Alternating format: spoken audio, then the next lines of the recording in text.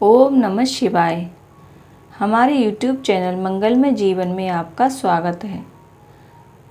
आज के वीडियो में आप श्रावण मास माहात्म्य के 9वें अध्याय की कथा का श्रवण करेंगे। इस अध्याय में आप जीवंतिका व्रत की कथा सुनेंगे और इसकी पूजन विधि जानेंगे।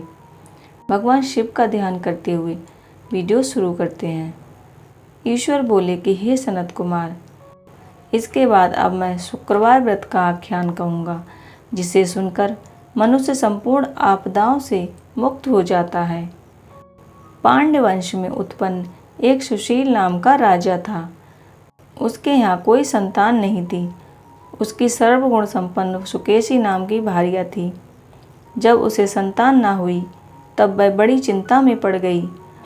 स्त्री स्वभाव के कारण साहस युक्त मन वाली उस स्त्री ने मासिक धर्म के समय प्रत्येक महीने में वस्त्र के टुकड़ों को अपने पेट पर बांधकर पेट को बड़ा बना लिया और अपनी प्रसूति अनुकरण करने वाली किसी अन्य गर्भिणी स्त्री को ढूंढने लगी। दैव योग से उसके पुरोहित की पत्नी गर्भिणी थी।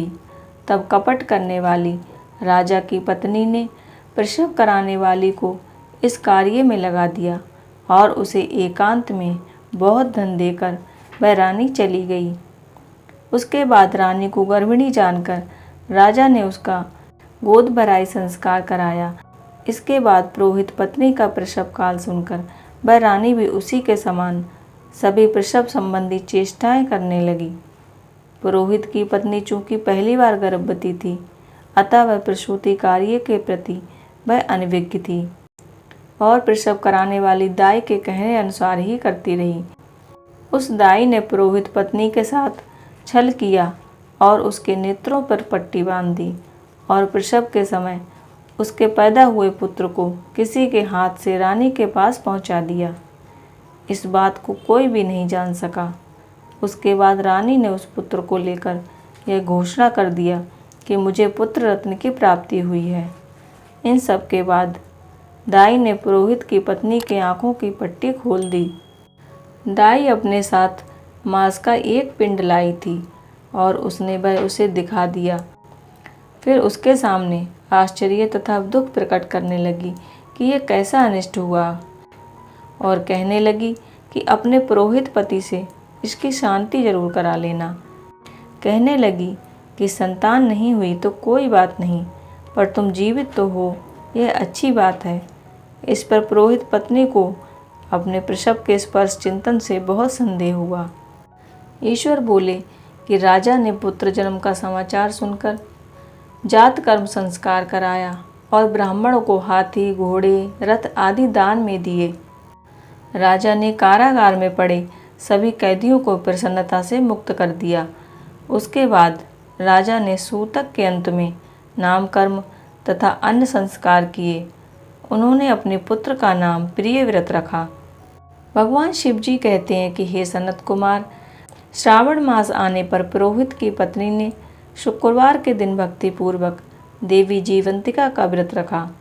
दीवार पर अनेक बालकों सहित देवी जीवंतिका की मूर्ति लिखकर पुष्पमाला से उनकी पूजा करके गौधूम की पीठी से बनाए गए 5 दीपकों से उनके सामने पूजन किया और दीपक जलाए और उनकी मूर्ति पर चावल चढ़ाकर कहा, हे जीवंतिका, हे करुणामयी, जहाँ भी मेरा पुत्र विद्यमान हो आप उसकी रक्षा करना।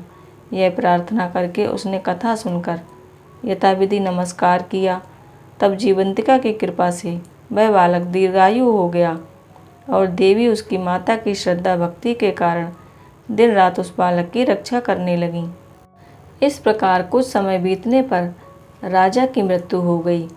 तब पितृभक्त उनके पुत्र ने उनकी अंत्येष्टि क्रिया संपन्न की। इसके बाद मंत्रियों तथा पुरोहितों ने प्रियव्रत को राज्य का राजा बना दिया। तब कुछ वर्षों तक वह प्रजा का पालन करके तथा राज्य भोग कर वह पितरों के ऋण से मुक्ति के लिए गया जाने की तैयारी करने लगा। राज्य का भार वृद्ध मंत्रियों पर भक्तिपूर्वक सौंपकर और स्वयं को राजा होने के भाव को त्याग कर अपना साधारण वेश धारण कर लिया और गया के लिए प्रस्थान किया। मार्ग में किसी नगर में किसी गृहस्थ के घर में उन्होंने निवास किया। उस समय उस गृहस्थ की पत्नी को प्रसव हुआ था। इसके पहले षष्ठी देवी ने उसके 5 पुत्रों को उत्पन्न होने के 5वें दिन मार दिया था। यह राजा भी उस समय 5वें दिन ही वहाँ गया हुआ था। रात में राजा के सो जाने पर उस बच्चे को ले जाने के लिए षष्ठी देवी आईं। जीवंतिका देवी ने उस षष्ठी देवी को यह कहकर रोक दिया कि राजा को लांघकर मत जाओ। तब जीवंतिका के रोकने पर वह षष्ठी जैसे ही आई थी वैसे ही वापस चली गईं। इस प्रकार उस गृहस्वामिनी ने उस बालक को 5वें दिन जीवित रूप में प्राप्त किया।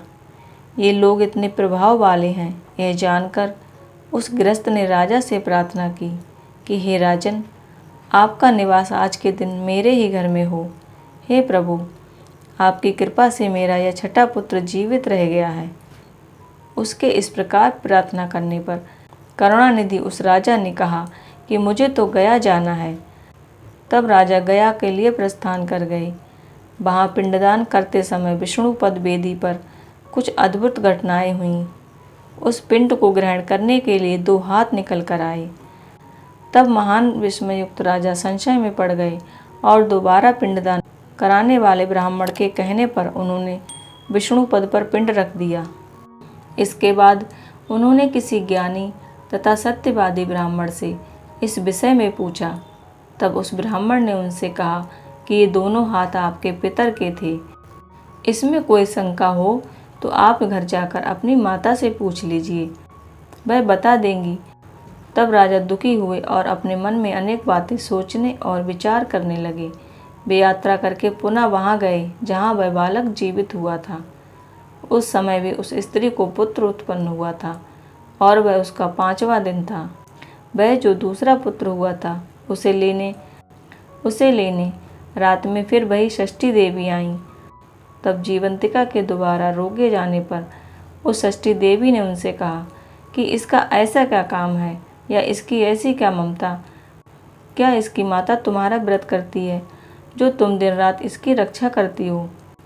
तब षष्ठी देवी का वचन सुनकर जीवंती देवी ने मुस्कुराकर इसका सारा कारण बताया। उस समय राजा सोने का बहाना करके वास्तविकता में जाग रहा था, अतः उन्होंने जीवंती और षष्ठी दोनों की बातें सुन ली। जीवंती ने कहा कि हे षष्ठी, श्रावण मास में शुक्रवार को इसकी माता मेरे पूजन में रत रहती है और व्रत के संपूर्ण नियम का पालन करती है। वह मैं सब आपको बताती हूँ। वह हरे रंग का वस्त्र तथा कंचुकी नहीं पहनती और हाथ में उस रंग की चूड़ी भी नहीं धारण करती। वह चावल के धोने के जल को कभी नहीं लांघती, हरे पत्तों के मंडप के नीचे नहीं जाती और हरे वर्ण का होने के कारण करेले का साग भी कभी नहीं खाती। यह वह सब मेरी प्रसन्नता के लिए करती है, अतः मैं उसके पुत्र को किसी को नहीं मारने दूंगी। यह सब सुनकर राजा प्रियव्रत अपने नगर को चले गए। उनके देश के सभी नागरिक स्वागत के लिए आए। तब राजा ने अपनी माता से पूछा कि हे मात, क्या तुम जीवंतिका देवी का व्रत करती हो। इस पर उसने कहा कि मैं तो उस व्रत को जानती भी नहीं हूँ। उसके बाद राजा ने गया यात्रा का समुचित फल प्राप्त करने के लिए ब्राह्मणों तथा सुहागन स्त्रियों को भोजन कराने की इच्छा से उन्हें आमंत्रित किया और व्रत की परीक्षा लेने के लिए सुहागन स्त्रियों को वस्त्र, कंचुकी तथा कंकड़ भेजकर कहलाया कि आप सभी को भोजन के लिए राजभवन में आना है। तब पुरोहित की पत्नी ने दूत से कहा कि मैं हरे रंग की कोई भी वस्तु कभी ग्रहण नहीं करती। राजा के पास आकर दूत ने उसके द्वारा कही गई बात राजा को बता दी। तब राजा ने उसके लिए सभी लाल वर्ण की चीज़ें और परिधान भेजे। वह सब धारण करके वह पुरोहित की पत्नी राजभवन में आई। राजभवन के पूर्वी द्वार पर चावलों के धोने का जल पड़ा देखकर और वहाँ हरे रंग का मंडप देखकर वह दूसरे द्वार से गई। तब राजा ने पुरोहित की पत्नी को प्रणाम करके इस नियम का संपूर्ण कारण पूछा। इस पर उसने इसका कारण शुक्रवार का व्रत बताया। उस प्रिय व्रत को देखकर उसके दोनों स्तनों में से दूध निकलने लगा। जीवंतिका तथा षष्ठी देवी दोनों के वार्तालाप, पुरोहित पत्नी के स्तनों से दूध निकलने के द्वारा राजा को विश्वास हो गया कि मैं इसी का पुत्र हूँ।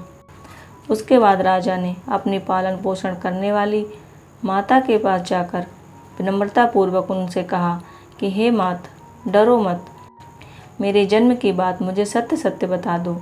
यह सुनकर सुंदर केशों वाली रानी ने सब कुछ सच सच बता दिया। तब प्रसन्न होकर उन्होंने जन्म देने वाले अपने माता पिता को नमस्कार किया और संपत्ति से वृद्धि को प्राप्त कराया। वे दोनों भी परम आनंदित हुए।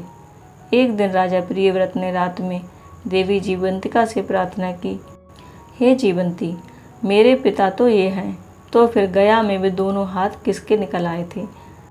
तब देवी ने स्वप्न में आकर कहा कि हे प्रियव्रत, मैंने तुम्हें विश्वास दिलाने के लिए ही यह माया की थी, इसमें शंका मत करो। भगवान शिव जी कहते हैं कि हे सनत कुमार, यह सब मैंने आपको वर्णन किया। श्रावण मास में शुक्रवार के दिन इस व्रत का अनुष्ठान करके मनुष्य सभी मनोरथों को प्राप्त कर लेता है और स्त्रियों को अखंड सौभाग्य की प्राप्ति होती है। इस प्रकार श्री स्कंद पुराण के अंतर्गत ईश्वर सनत कुमार संवाद में श्रावण मास महात्म्य 9वां अध्याय संपूर्ण हुआ। ओम नमः शिवाय।